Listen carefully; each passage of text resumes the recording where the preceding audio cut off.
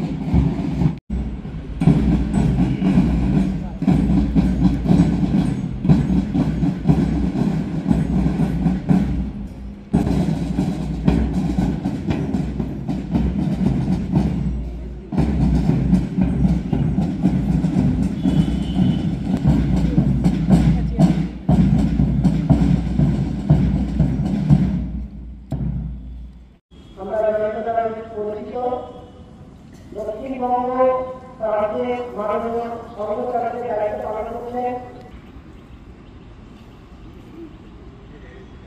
আমাদের মধ্যে প্রধান অতিথি 1995 সালে রবীন্দ্র ভারতী বিশ্ববিদ্যালয়ের সংস্কৃতের উত্তরাঙ্গ হিসেবে যোগদান করেন।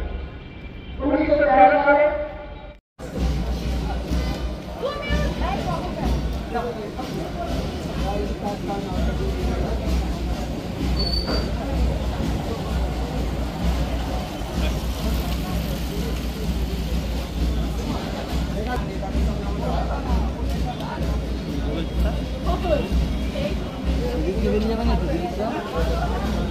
আমাদেরকে বোকা বানিয়ে সেদিক থেকে পালিয়ে যাবে না।